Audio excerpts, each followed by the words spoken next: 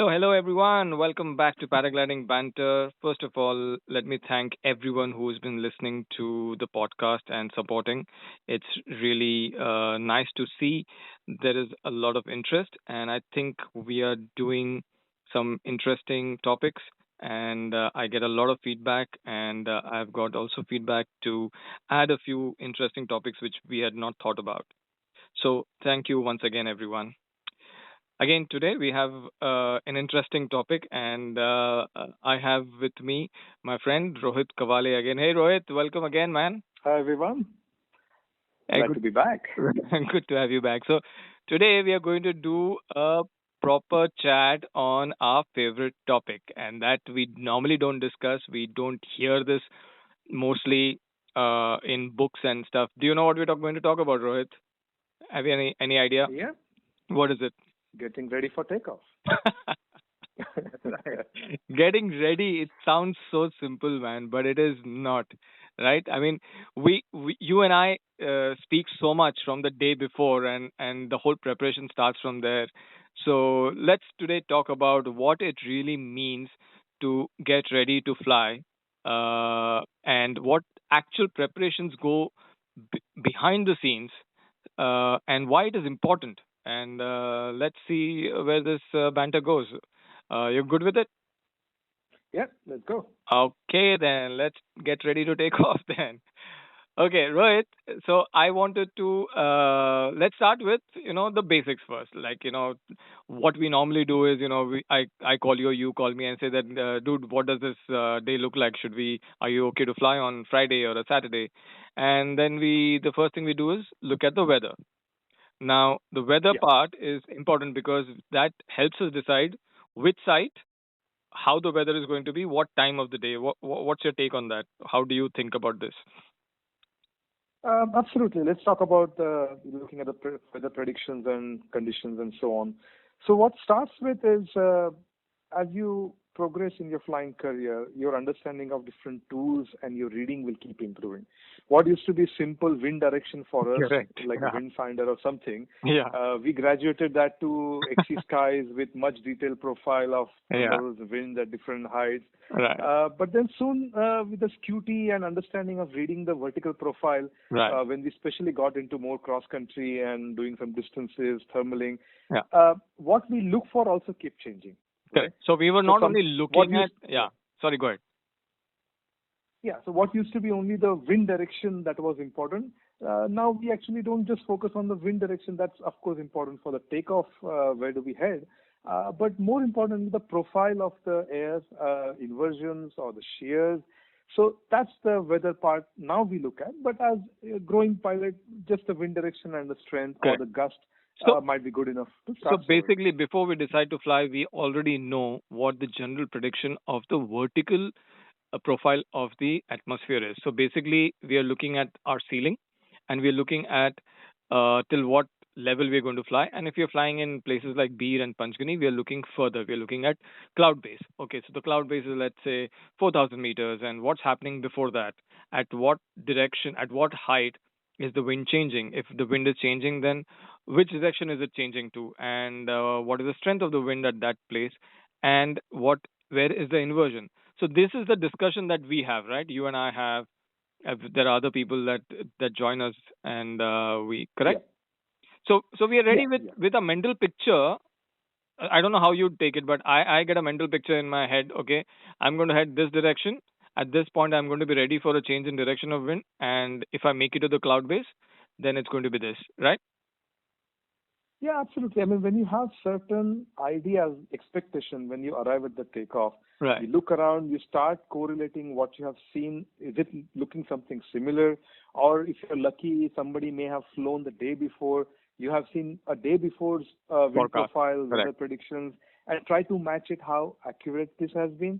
Okay. Because look, in reality, India doesn't have a lot of weather stations or balloons that have Correct. been released. So we Correct. just depend on the GFS simulation model. Module. Correct. So it's worthwhile to keep checking the accuracy as we Correct. come closer to the Correct. planned Day of flying flying. day. So yeah. So mostly, we are pretty much there in terms of accuracy. At times, there is a change, but we are ready for that. So now that the weather is done, Rohit, we decide. Rohit, come on, we're going to fly on Friday. So what time departure? What time takeoff? We figure out from the weather profile. Okay, I think 11 o'clock would be a good time to depart, and that's our normal time of takeoff. It's a little thermic. Then, so if we are a day, so it's T minus 1 day or T minus 2 days. What other preparation do you do? What I do is I start thinking of the gear. Tell me about you. How do you prepare? It starts from ensuring that there are no surprises. And one of the thing I hate to be thinking anything other than the weather model, what's happening in the air, the conditions, awareness of what's happening, rather than focusing on, oh, I forgot to charge my Vario. Oh, I haven't connected this. I need to connect this. Oh, I didn't connect my speed bar. I do not want to do any of that stuff at the takeoff day. I would rather spend a day before charging all my equipment. If I haven't connected for whatever reasons, I'll actually spend that time earlier evening, open my wing, maybe in the garden in front of my house, connect it thoroughly, check it thoroughly, That I pack don't have it. to say you So, have a garden in front of your house. yeah, but I live on the I 23rd floor, dude. I can't afford to open my wing outside the window. please don't jump. Yeah. So Yeah. what So I do, basically, no hmm, surprises yeah. is what So I'm what saying. I do is I have all of my electronic equipment, everything stored in a particular area of the bag, like with the helmet. So I know that if I open the helmet bag, I will get everything out. So I charge. What I do is I put them in one line. I charge my camera. I charge the radio. I charge the vario, and I have all that set in line, and I ensure that all the water bags that I need to carry are in the bag. I have three water bags, now two, because I need to compensate for the extra weight, the ballast, and one is the drinking water. So I have to wash that. I keep that ready, and usually I leave at 7 in the morning. So I don't want to do this early in the morning. So I do this previous evening or the day and keep my flying clothes ready, and not it's not only about the equipment, but if you forget to bring your cap, or you forget to bring your tube mask, or you forget to bring sunscreen, all this adds to your irritation. What do you think about that? So what you're really saying is again what I'm saying. You're just saying Correct. it another way around. Correct. Don't be No, I'm surprised. showing my Uh, series of preparation. yeah, but you forgot more applicable. No parting, hopefully, and Hopefully. preferably a day Hopefully. before, right? Hopefully. Yeah.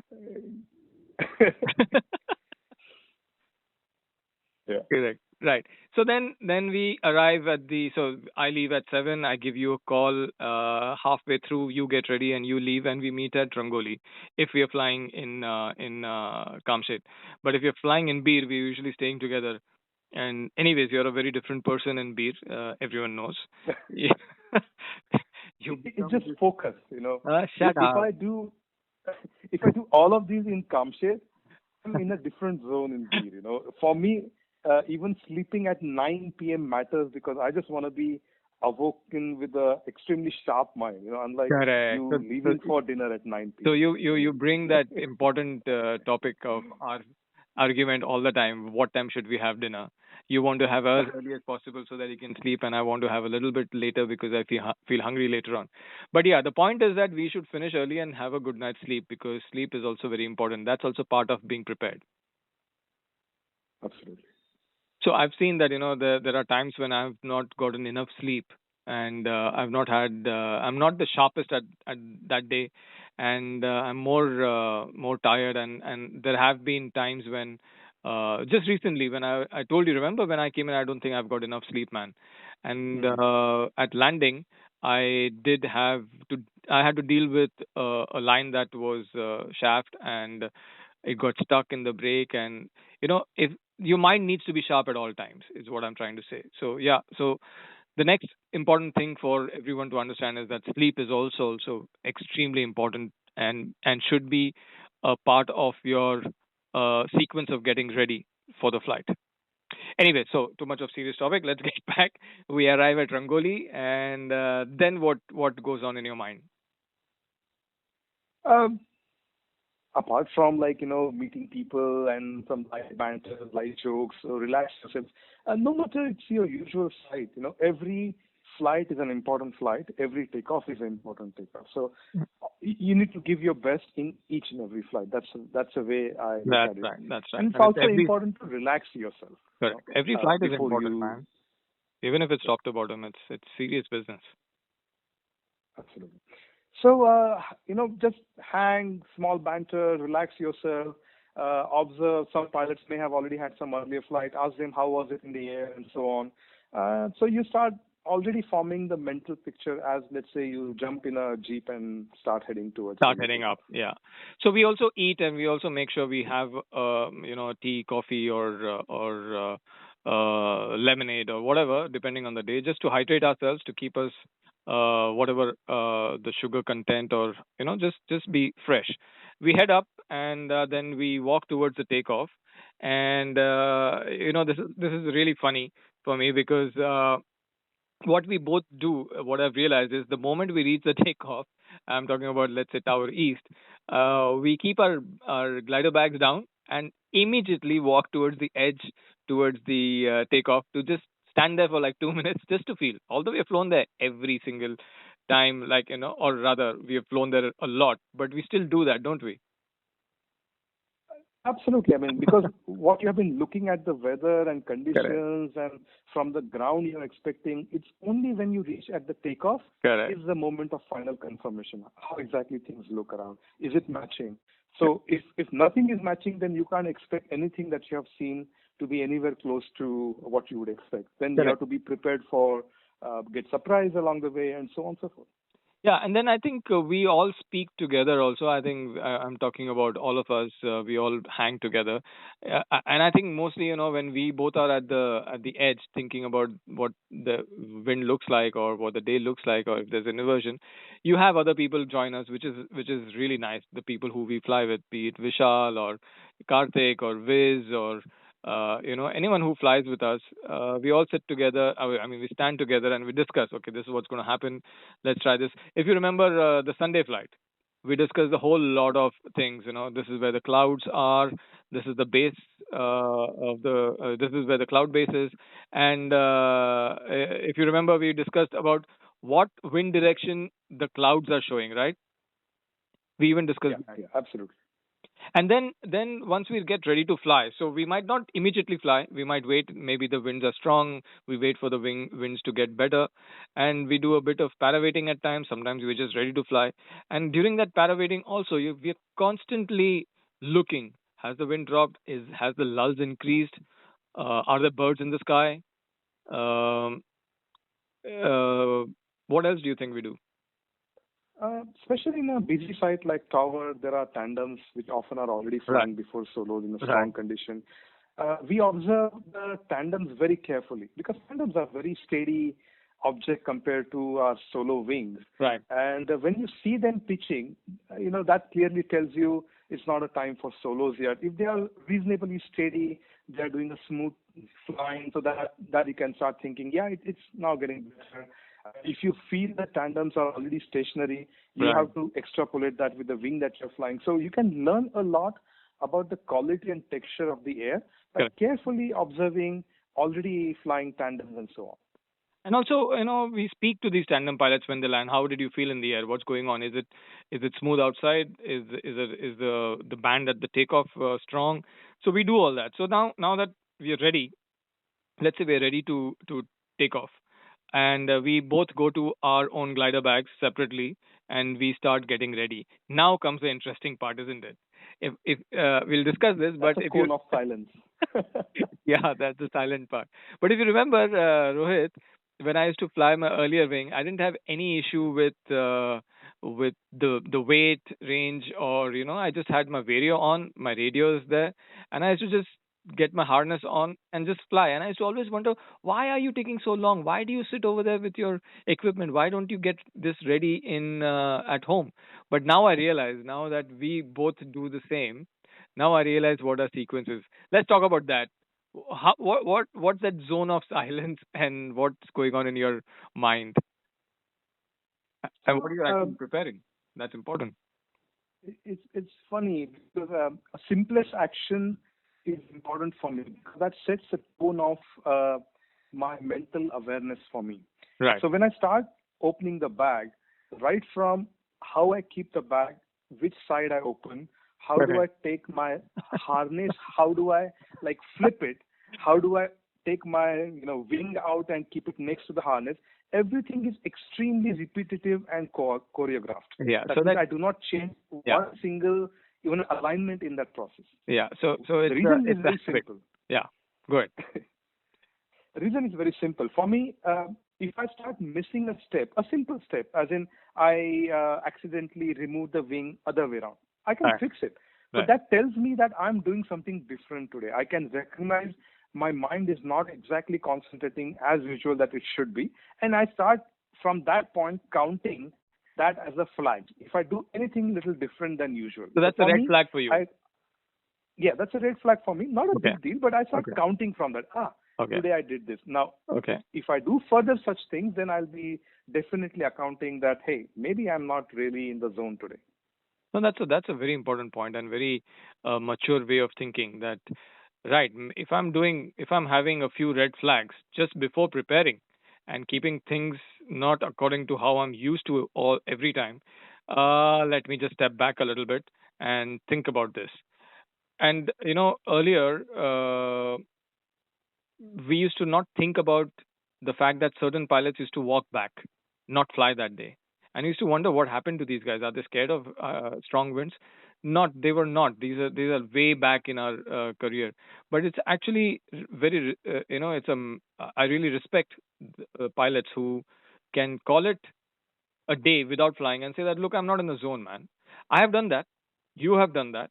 But, it's important for everyone to know that, if you don't feel like, don't fly. Yeah, absolutely. Absolutely.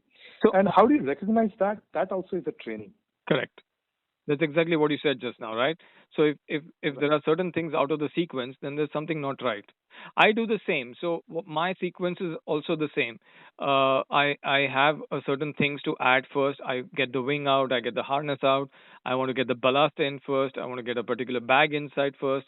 Get the electronics out. Turn them on. I've realized, I don't want to fiddle with them. I don't mind the battery going waste, but I want to turn everything on. I want my phone on with the XC tracker on it. I want my video on. I want the radio on. The only thing that I don't turn on is the camera because that's not important, and I want to save the battery for when I'm in the air because takeoff takes a lot of time sometimes. So other than that, I think we both don't speak to each other, nor do we speak to anybody else who even calls out our name. Unless Correct. there is a situation or something, in that case, you completely abandon your sequence and you restart the whole thing All from over the again. beginning so that Correct. you don't try to resume from what you have been doing earlier. Correct. So sometimes what has happened to me is that I have attached one the second strap first in my sequence, or I have forgotten to. I've worn the helmet, and while somebody was talking to me, I forgot to strap my helmet. I realized it only after I've attached myself in the harness. I've put on all the clips and everything's done, and then I realized, oh, I did not put my helmet strap.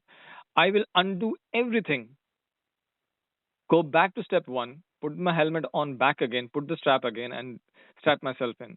That's me because I think Yeah, there has to that, be. that's that's very important because you're schooling yourself. It's not about that you can fix the last simple one thing. You can Correct. do that, but idea is that you have to punish yourself. Be hard on yourself. Is the mantra that I go. Be hard Correct. with yourself. It's like you're punishing yourself that you do the whole thing again. So next time when you put on the helmet, never put on the helmet without actually strapping in. Correct. There, And there's and no and that I'll do it distract. later. Correct. And the distraction, because of which maybe somebody came to speak to you, or somebody called out your name, or you stop and do it all again, like you said. So good. And I want to ask you one important question. We fly in, I mean, in the same sequence, we fly in temperatures which range from 35 degrees to 40 degrees on the ground at the takeoff, and in the air, at times it's zero, or at times even minus. So where do clothes come into picture, and what do you wear before takeoff, and Different places, of course, you why have do you think to. it is important? Yeah, different places we have to plan differently. Like beer, we have a complete different plan. But let's talk about Kamshed as, Yeah, let's talk about uh, concept. yeah, yeah. I often bring the multi-layered clothing approach. Often, if things are weak and we realize it's just gonna be soaring flight, I just skip my middle layer, go straight away with a windproof thin jacket, and then I can be nice, cozy, not too high. But if I expect that day to really have a good climb, I prefer to have a woolen layer or a thermal layer in between my t-shirt or the base layer and a windproof layer on top. So that layering So system really helps to ensure that I'm not overly hot on the ground or in the air if there's not much height that day that I'll be climbing to. correct. But once you have got all your layers on in a 40-degree heat, it is hot, and most people won't do that, or maybe won't think about it. But it's very important because if you bear it for a little bit of time, once you are in the air and once you reach altitude where it's cold, you're comfortable and your flying gets even better because you're not worried about the cold. And that's Yeah, why we need to worry absolutely, about it on the ground. Correct. So, absolutely. so now that we are strapped in and we are doing well, we've mushroomed our glider and we're walking to the takeoff. And that's when we have everything in place, one last check, and we are off. Why, Right? when we are off, we are in the air. That's when we only concentrate on flying because we've taken care of everything else. There's no thought about turning the video on. There's no thought about turning the radio on, or why is this not in the place, or why is my water the outlet of my water bottle not there? Everything's in place, right? That's the feeling we should Yeah, have. absolutely. So the moment you take off, when you have done all these steps right, hopefully there is nothing further to adjust. You have spent countless hours if you're in the pod harness to adjust it to the T at your home so you can get in easily. You already have practice to get out. Let's not go into the harness settings there, Yeah, but that's you have spent enough time to fine tune things. So the right. moment you take off, the next moment you can focus on Flying. right away either cutting in if it's a weak condition Exactly. or first clearing the terrain, if it's a turbulent condition. So immediately you shift your mindset from that takeoff to flying, and you're not thinking about getting in your harness or trying to adjust something or trying to turn on something. So you are immediately in a flying mode, and that's very important. Correct. And most of the times, once we take off, most people realize if they've forgotten something, and that's the gloves. It has happened to people when they feel the air on their hand once they take off, and they say, "Oh my God, I've forgotten to wear my gloves." So that is why you need to have the sequence right. And Well, yeah. that must be you, Sajid. I don't remember one single time I have taken that close. No, it's Yeah. not. It's not me, but I know this, especially in beer, man. Beer, I really struggle with gloves. It's so cold up there, and whatever. We can do a The session on yeah, clothing right in beer. yeah, man. We can do a separate session over there. But yeah, so is there anything else you want to add for people who are coming to the site, or the newer pilots who are going to start regular flying? Anything else you want to add on how to get ready? Uh, I just want to add a little bit of a different aspect to this. We talked about getting the equipment ready, getting Right, your connection to harness. right. All that is good. But now, second, a larger part of that preparation is also your mental Mental. preparation Correct, that we didn't connect. correct, So, what frame of mind are you correct. on that particular day? For example, have your last landing you have difficulty, or you have started doing some bad landings lately? Then you know what? Don't just keep coming flying. Invest that time to again do some hops, again retrain your mind to do landings without actually thinking about landing. Correct. Everything should be muscle memory. Or let's say last time you got lifted due to the high winds in the air. Now you are a little jittery about taking off. Those are the signs. So my point here is when you are preparing for the flight, Right. you also prepare on this, Mental break down aspect. your Yeah. entire thing, Yeah. mental aspect, like is my takeoff in high wind, light wind Correct. spot on? Is my landing spot on? Do I Right. need to go back on training hill, do some hops, get Correct. it thoroughly sorted Very important. before I come to the next time. Because when Very we important. come next time for a flying, for a good flight on a good XC day, good thermaling day, or good soaring day, you do not want to get burdened with all these doubts about your basic skills and so on. If you have those Correct. doubts, work hard, iron out them, then come to real flight. And also, Rohit, a very important point you raised, very, very important, more important than getting your electronics charged and your equipment in order. It's your mental attitude and mental space. But all the more important is the other aspect also. Apart from, if you've had a bad, all the things that you said about the landings and the takeoffs, have you had a fight with your family member or your spouse or your partner, or is there something that's bothering you? You should clear that. The mental state. Yeah. You should clear all that. There Yeah. should not be anything that's bothering you before you come flying, and that's very important too. But yeah, that was a very important point, Rohit, and thank you for that, for bringing that up. Cool. So I think we've covered most of it. If there's anything that we've forgotten to be ready, I think we're ready. I think we are off to go. Let's take off, man. Let's go. Okay, man. Thank you so much, Rohit. All right. Again, Thank you. Yep. we'll Bye cover bye. some other topics in the upcoming episodes again. And these are the small things that really matter, and we don't really talk about it during in school, flying schools, or in there are these are a few things in some books also. But it's a good thing to address these. So thank you very much, Rohit, and I'll see you soon in the sky. Yep. Thanks. Bye Bye bye. bye.